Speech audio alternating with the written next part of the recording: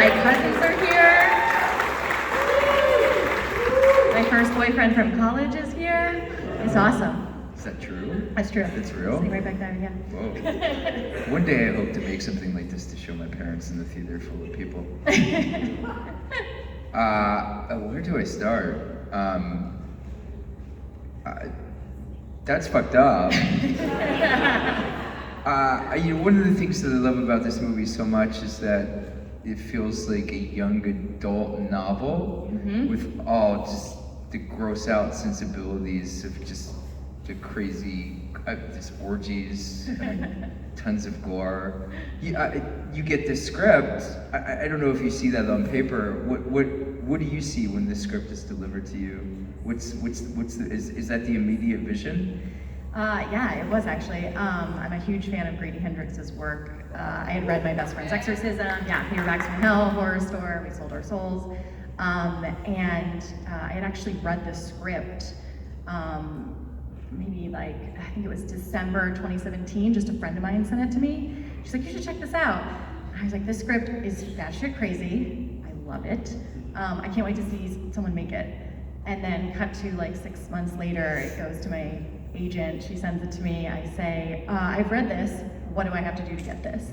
And I just went to, I knew Fangoria was behind it in Cinestate, and I sent them, I did a conference call with them, and I sent them this huge lookbook with stills and score and song ideas and just my vision for the movie. And I also had I have a background in horror, but also in comedy, and they were really into that. And I just had a very clear vision of what I wanted to be, and they said yes, so to me, which is awesome.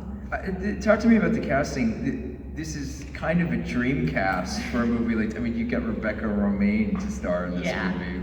Yeah. How involved were you in the casting? Yeah, so pretty much the minute I said yes, we started casting. So that was in July, August of last year, and then I was in Dallas by September where we shot. So it happened very quickly, and Rebecca is so fierce in this movie. And she had never done horror before. She loves horror, she loves Fangoria. She hadn't done gore effects. She's, obviously stuff with X-Men, but not gore specifically. So I got to pop her gore cherry, which was awesome. And also her and Jerry O'Connell working together because they're married in real life and also married in the movie. And Jerry is a dream to work with, and I talked to him about Wes Craven. Cameo. It really is. It's the best. Yeah. And obviously there's other horror royalty in here: AJ Bowen, Jeff Daniel Phillips, Jordan Ladd, Ruby Modine. So it's an embarrassment of riches with this cast, and everyone was wonderful to work with. This thing terrifies me every time. Let's take some questions from the audience. I don't want to hog this conversation. Any questions? Anything? They'll raise their hands. This happens every time. Yes? Oh, yeah. I just wanted to hear, there were a lot of practical effects, and I just kind of wanted to hear about that part of the process. Question was talk about the practical effects. So Tate Steinsick, who did the effects, he's been on Face Off, and obviously the Fangoria brand is all about practical effects, and I love practical effects, and that's what I've pretty much always done with short films and my first movie as well. And it was really fun. Obviously there's crazy shit in this movie, the soul sack thing that comes out of the oven. Then he's just creating these things that just we haven't seen on screen before, so we got to work together and come up with the ideas for everything, and talking to Grady, I really wanted him to feel like his vision was being brought to life as well. We had a blast with doing that. All the special effects in this, and AJ Bowen being okay, how much of this can you fit in your mouth? Just all of that. It's all right, let's do it. So it was such a treat. What else? Anything else? Questions? Oh, there's one in the back. Yep. Can you talk about the locations, the location scouting process, and then just anything at all about those houses and how you shot them? Oh yeah. So we shot the whole movie in Dallas, Texas, and So the main house that you see was nothing I had ever seen before. We did a little Frankensteining with the locations because the backyard of that house is actually a water park. Like the homeowners have a water park in their backyard, and you can go through, like we would sneak through it at night, and there was a like Pirates of the Caribbean style animatronics and things like that. It was insane. And then they had a second house that had a full basketball court in it. Yeah, it's like nothing I'd ever experienced. And all the homeowners were awesome. We got that house for almost nothing. The homeowner's son loved horror movies, and also I think they like, obviously, this is sort of a secret tidbit, but I think they were like asking if we would write a letter for their daughter for USC or something like that. And they're like, do these things and you can have this house to shoot in. And in Dallas, it's like such, yeah, kind of crazy. Yeah, but in Dallas, like everyone was so excited to have a film shoot there. In LA, it's a little bit different. They find out you want to shoot there and they want to up the price and make it very difficult sometimes. And in Dallas, they're like, oh, you're making a movie? Oh yeah, you can shoot here. Like, please come use our house, like whatever you need. And pretty much every location we looked at was like our first choice, like what we wanted. And it was, I don't know if we could have found these locations. Maybe we made this movie for less than $1 million. So I don't know if we would have been able to do it in Los Angeles, but yeah, all those locations. Home Run Pizza, like they kept some of our signs up and things like that. Like in that was like a functional pizza shop. That was also really fun to shoot in, and riding around Texas on the Vespa, and we just hit that street at the very, very end of the movie. I think it was sunset. It was sunset when we were shooting that, and we just happened to like see a cop, and they're like, "Do you want us to just close the bridge real quick for you?" Like, all right, let me just park the car in front of it real fast and go. And we had one chance to get it. Before we lost the light, and we got it. And obviously, it's a beautiful shot of Texas. So, yeah, great question. What else? It's right here. Oh yeah. I gotta say, I'm a big fan of this film. Felt like the marriage of a Joe Dante style with Anna Miller. Mm-hmm. Oh yeah. And my question is about the music, of course. Wolfman and Mars, and I saw little Chelsea Wolf. Yes. So I wonder how that came about. Oh, thank you. Heather Buckley is an icon. Great question.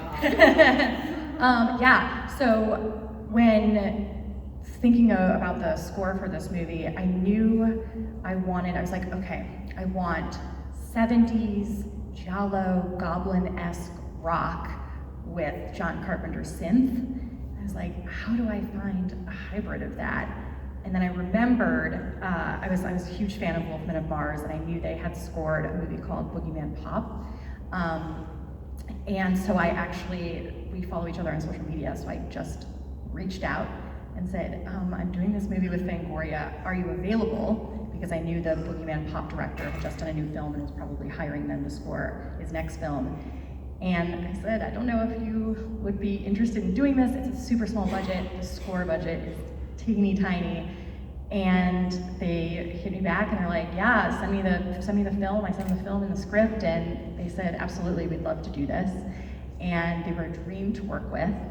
And then, so the Chelsea Wolf song, we actually edited that orgy scene to that song, and we weren't sure if we could get the rights to it. We just took a gamble, and we had picture locked, and we were doing sound design, and score was dropped in, and we were trying to get a hold of her, and I was like, I don't know what we can do if she says no. Like, we can't recut that scene, cut it to the music, and I think she was in the middle of doing a new album, and we couldn't, our music supervisors were trying to reach her and sending me alternative songs, and I wrote her this letter about how important the song was to the movie, and then I was sort of doing a deep dive online, and I found out that her North American booking agent was at UTA, which is where I'm repped. And so I called my agent right away. I was like, do you know her agent over there? Can you do anything? And within 24 hours, they got an answer, and she said yes. So it was a huge relief. And Brass Hearst does the song at the end, which are part of the Wolfman of Mars guys. And the crazy song during the animation is Folsom Keller, because I wanted to that was sort of an homage to Creepshow. So, but yeah, the music in this is really important to me, and hopefully we will get a vinyl soundtrack release. So, yeah. Questions? Yeah. Yes. So I think horror and comedy are all about timing. Yeah. So when you're shooting, how do you make sure that you're having takes and performances that are, I mean, how do you deal with that? It's really fucking hard. It is incredibly difficult. And yes, like that's, you know, horror and comedy are all about timing. Our editor is actually a comedy editor. I worked with him when I worked for Judd Apatow many years ago, and he does huge blockbuster movies. I think his most recent things are Central Intelligence and Skyscraper. So he cuts these huge, huge movies. So on set, luckily, I have a lot of these amazing actors that have a history in comedy. Obviously, Arden does, and Jerry, and Rebecca, and Jeff. And honestly, we just, you know, once we felt like we got the take, or got what was in the script, I just encouraged everybody to improv a little bit. And honestly, every take that I just let them go and let them riff is what's in the movie. So, which was awesome. But yeah, it is very difficult, and tonally it's really tricky. And so I was, you know, obviously watching things like Jennifer's Body and Shaun of the Dead, and really trying to study those. But it is not easy to do. So usually in editorial you make it come to life. But on set it was really fun, and I think everyone really enjoyed sort of melding the two genres together. No, there's going to be Oh, yeah. more. Hey. Yeah, right. Yep. The Drildo was an amazing costume choice. Kildo, yeah. Yes, Kildo, Drildo, whatever. Was that the first? I mean, did you have like different? Whoever did the costumes, like, or the set people, were there different options for that, or was that like one and done? Yeah, that there was so a little one little inside tidbit I will give that I actually haven't talked about before. And originally that was written for a man, that part, and I said the power in this movie all comes from women. Yeah. Every single scene in this is women in power, and I was like, it's very strange for this one moment to have that. And I said, I also would just love to see a woman wear this. And so that was one of the things when we were, you know, about to start shooting that we changed in the script. And yeah, the costume, you know, we had talked about a couple different things, what we wanted, but I was like, it'd be kind of funny if she's in like almost a hazmat suit a little bit, and having the goggles, like she's, you know, it's gonna get a little messy. And that thing was super awkward to wear, and Whitney Moore, totally crushed it. Her and Hannah Stocking had a great time together, but it was really fun shooting that and just leaning into the insanity of it. Funny enough, Pollyanna McIntosh earlier today was outside, and she had read the script, and she was like, really hope the Drildo sequence made it into the film. Yes, there was never a moment where it wasn't in there. It definitely did. Yeah. Everybody loves the Drildo. We have time for a couple more questions. I'll ask one. Yeah. Speaking of that, was there anything that was just like, everybody was like, there's no way, this is too much? Not when it's Fangoria. So there's nothing when you're just like, oh, this is too crazy to put into this film. No, Everything, no. Everything in the script made it into it. Yeah, pretty much everything that's in there. Yeah, exactly. I mean, yeah. They wanted to lean into what the more crazy. can you really do? Right? I mean, if anyone here saw their movie Puppet Master, then you know. So, yeah. I know you just had another film come out, part of Hulu's It's the Dark series. Yeah. And I was wondering if there were any overlaps between the production schedules for this and that, and how you handled that. Yeah, so he was asking about my first movie and the production schedules. Yes, there was. So I shot All That We Destroy, that was January-ish of 2018. And then I started post-production on it.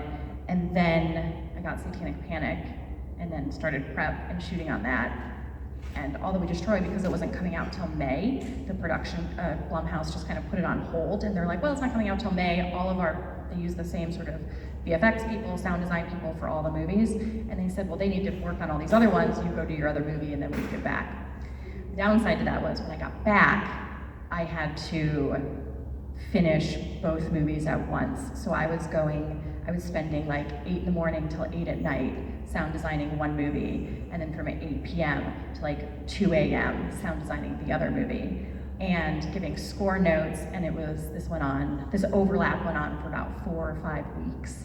It was fucking horrible. I do not recommend it. However, it is champagne problems. I am so thankful that I got to have 2 movies in a year, but it was really difficult. And, trying to make sure one movie doesn't suffer because you have to pay attention to another movie, and it's very nerve-wracking. But then we had All That We Destroy premiere at the beginning of May, and Satanic Panic premiered at the end of May at Overlook, so embarrassment of riches yet again, but I'm super thankful for it. So what's next? Yeah, a hiatus. Vacation. Satanic Panic is doing a bunch more festivals. Not all of them have been announced. It's coming out September 6th. Theatrical, digital HD, and VOD. That is also the same weekend as It Chapter 2. Ooh. So do me a favor and see both. Or just rent it, and whatever you can do to also support the independent movies and the alternative programming happening when that movie comes out, which I can't wait to see. But and so what's happening next? I'm attached to a couple projects that the writers from my first movie did. And it's sort of like I'm attached to a bunch of things. It just depends on which one happens first. So we'll see. Well, you're going to be sticking around for a little bit. Yeah, I'll be in the right? lounge if Awesome. anyone has any more questions. So if anybody has questions, big round of applause for Chelsea. Thank you so much for coming.